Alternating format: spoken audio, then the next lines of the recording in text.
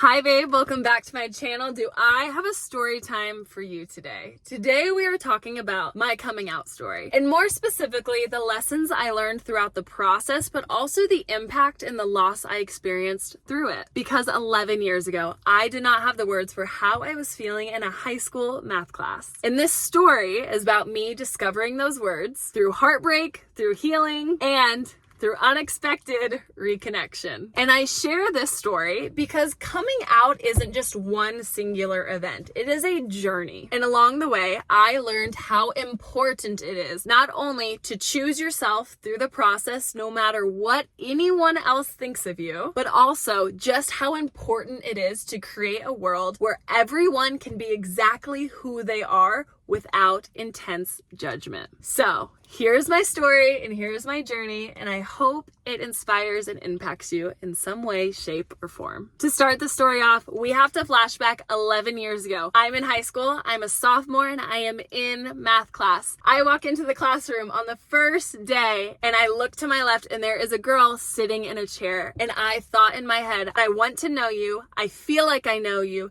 and I want you to choose me. And from there, that feeling inspired me to invite this girl over to my house, have a sleepover. And it was then where I realized, I don't know what I'm feeling, but I feel something for you, but I'm also way too scared to tell anyone or to be honest with myself. So after that night, we ended up becoming simply best friends. But the type of best friends when I was sober, we were just best friends, right? We would talk about boys, all of that. But the second I had any form of alcohol in my system, I was like, hey babe, you want to make out? And that is how this all started. So I was raised Catholic. Now, not in like an intense type of way, but more so in an expectation. And this is how you live your life. This is how you present yourself to the world. The structure I grew up with was very traditional. And if you know anything about me, I am the opposite of traditional. I have always forged my own way in life, and I can give that to my father, who's an entrepreneur, and he's always just done his own thing. I've always found it very inspiring, and I feel like just part of my personality is I always do things different. I've always done things different. I've always wanted clothes and jewelry and things that not everyone had. I wanted just something like a little different, even if it didn't necessarily look good to other people. I wanted my own form of style and life.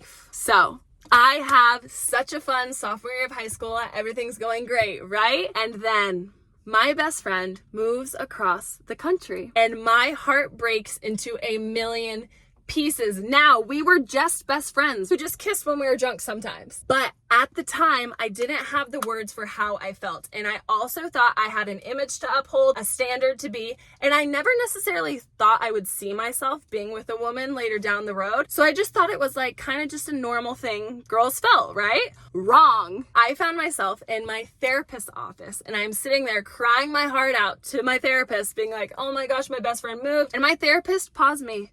And she looked at me and she said, Sarah, are you sure you're not in love with her? And I looked at her, I was like, what are you talking about? No, I love her. Like, that's my best friend. I'm so sad. We're going to have to live different lives, this, that, and the other. And she was like, no. Are you sure you're not in love with her? And I was like, well, I can't be. Like, she's a girl. That's just not how this works. And I shut down that conversation so fast because I learned at a young age, it was not safe to have those feelings for a woman. Like, simply, that's just not how life was going to work. And when I tell you the lore in my family, not necessarily my immediate family, but my extended family, when it comes to being gay and being authentically yourself, is treacherous. I understand why it took me so long to come out and be authentic with who I am. For example, there is someone in my close inner circle who, when she came out, she got rejected by her parents, and it was a whole traumatic experience she had to go through. Another family member of mine used to, quote, practice homosexuality, but now does not, and like found God and now projects that onto other people. Like, there is so much lore that I truly understand why I kept everything in for so long, because I wasn't only one gonna experience that, but two, gonna let myself feel that type of judgment from anyone. Absolutely not. So I did what any other high school girl would do. I moved on with my life. I completely shoved all of my feelings into a box, put it high up in the closet, and moved on. For the rest of my high school experience, I did my own thing, and I found myself from one end of the pendulum swinging all the way over to the other arena. And this is the era in my life that I like to call my daddy issue era. This is where I met my daughter's father, and he is significantly older than me. It was a whole thing in itself. Now I am so eternally grateful, not only for my daughter, but for that experience, because that scenario in my life really led me to grounding myself into who I am now, but also helped me heal my relationship with my dad tenfold. Like, my dad is such an amazing man. I love that man from the bottom of my heart. And I found myself going from like, oh, I'm kind of having feelings for you, I'm never gonna ever tell you, to, okay, let me be with like an older guy. Y'all, it was an experience. Let's just say that. And let me say this too. Everything is so divinely guided. When I look back and reflect on my life, I see how God's hand was in every single thing I was experiencing, everything I was doing, even if from an outside perspective, it looked insane. Long story short, I have my baby daddy era. I end up ending that relationship. We move on. We go our separate ways. We co-parent, right? Well, then I found myself in a lot of like chaotic relationships and a lot of just like chaos. I was going out with my friends, I was drinking, I was doing all of these external pleasurable things in life, but I felt like there was something missing deep down, but I didn't know what it was. So exactly how the universe and God work, certain people were planted in my life that took me onto my own healing path trajectory that I couldn't have even come up with for myself if I tried. It was and is truly the most amazing and miraculous experience I have ever had in my life. I found myself with some super amazing mentors who live their life from just like a deep place of rooted integrity. And they helped me truly uncover all of the parts of myself that I was shoving away in a box, and all of the parts that I had taken on from other people that were a mask of who I actually truly was. So I end up dedicating like about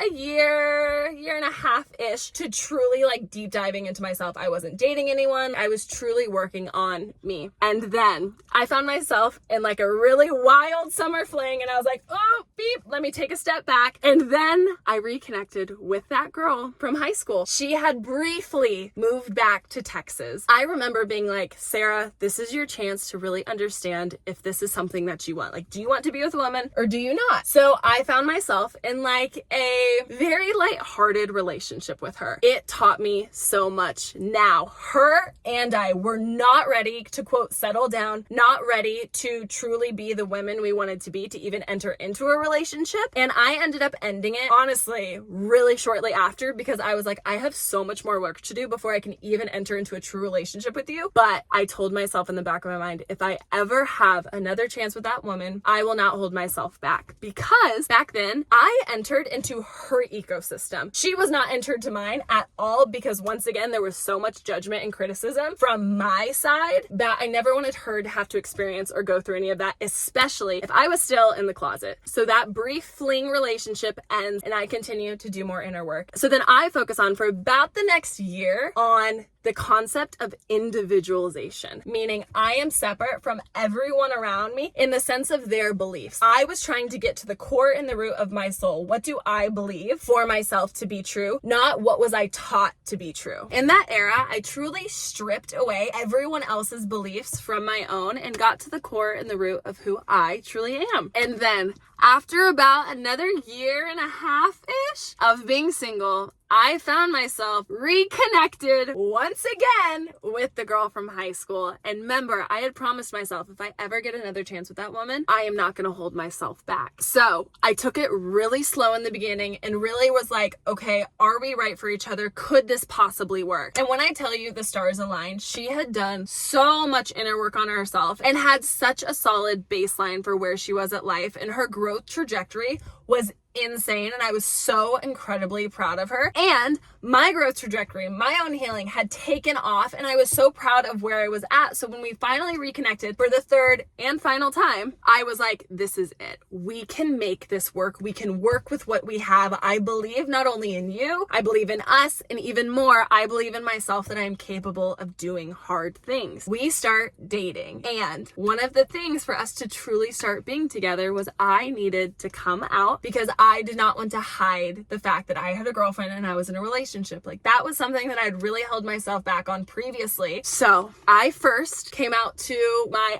absolute best friend, and she was so incredibly supportive. I'm forever in awe of that woman because let me tell you, she has very different political beliefs, very different upbringing than I do. But the way she showed up for me when I spoke to her about how I was feeling and the fact that I wanted to be with a woman was she said, Sarah, I am on your team and I will never not be on your team. I am always going to be here for you and I'm always going to be cheering you on. And that truly was a defining moment for me in the sense of I was like, oh my gosh, not only do I have myself and I know how to hold myself and I know my beliefs, but I have someone holding my hand in the background that is cheering me on. Like I can do this no matter what. And then I told my other best friend at the time and it did not go well.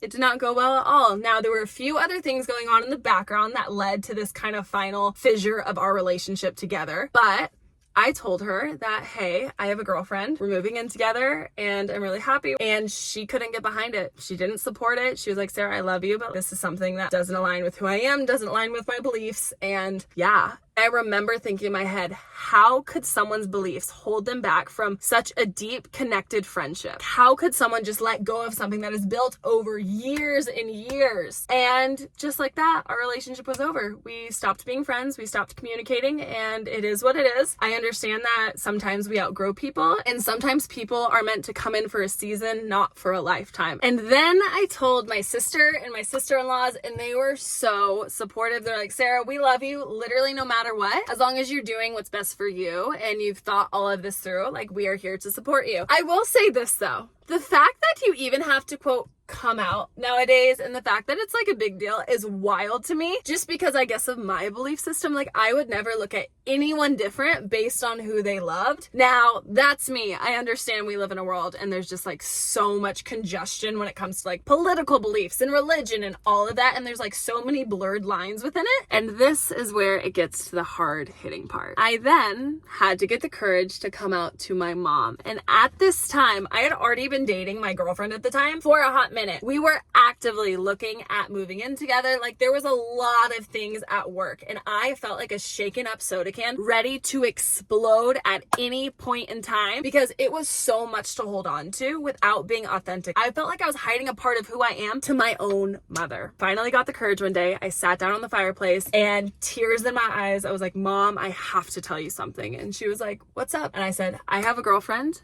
I am really happy. And we're moving in together. And I know my mom subtly knew something was going on in the background. Mother's intuition, like moms just know. And I dropped 2 bombs on her instead of 1. I not only came out to her, but I also was like, and I'm moving out. Love you. And I can't imagine how that felt for her. And her reaction was a defining moment in my life that really impacted the way I speak to other human beings when they start talking about things that matter to them. And her response was, you're not gay.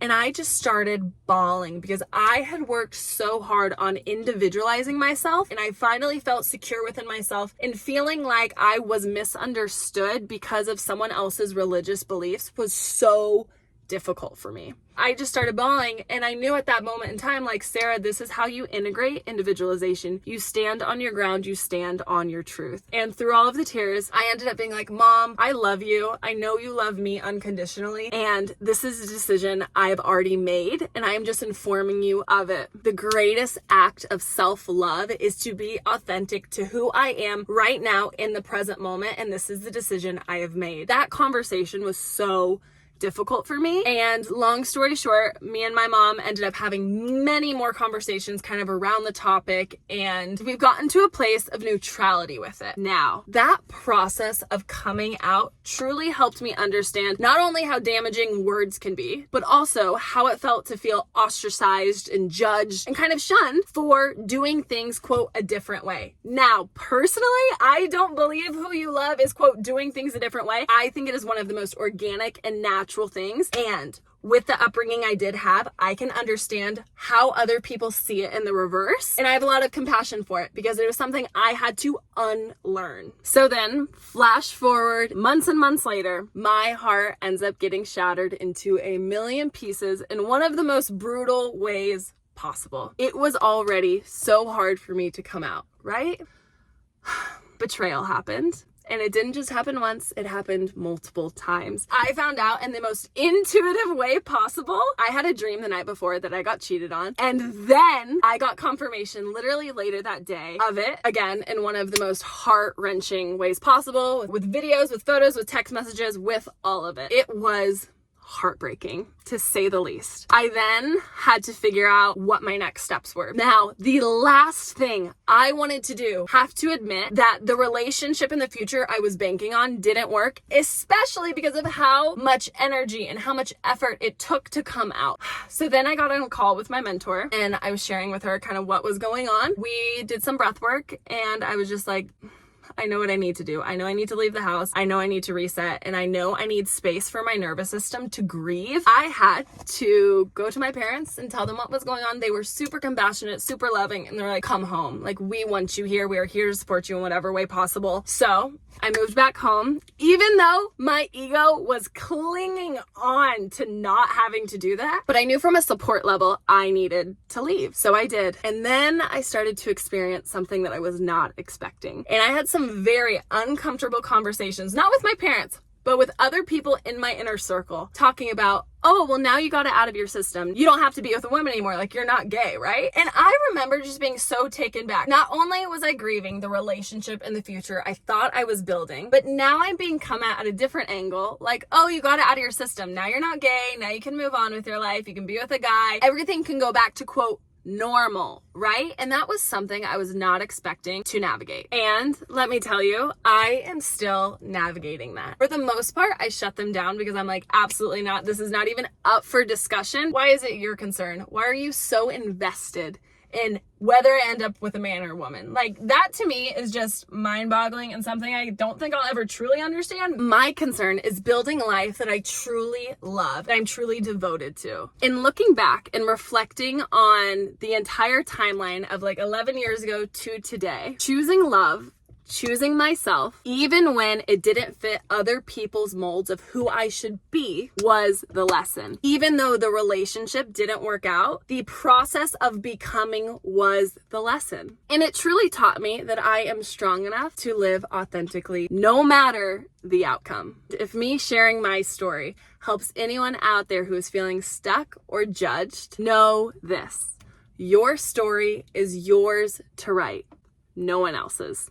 You know truly what is best for you. And if losing people along the way is part of your path, know that you are not alone. And I promise you, new faces will come into your path that are truly meant for you. When I lost one of my best friends, I had a new best friend literally come and fill that void. And this woman is amazing. I love her to death. Also, during the process when me and my mom's relationship was a little fissured, I had another mother figure literally dropped into my life who helped support me through the entire process. And truly, I call now my second mom, and I'm forever grateful for that woman and the ways she shows up, the way she loves, and the woman she is. And I am so grateful for the entire process of even coming out, because me and my mom's relationship, although when it had a fissure in it, we came to the other side and we found neutrality and we found peace within our separate beliefs, but also came back reunited as mother and daughter. If you're in your own process of becoming, know that there is a light at the end of the tunnel, and no matter what, I promise you, you've got yourself. From my heart to yours, I love you, and I will see you in the next video. Bye.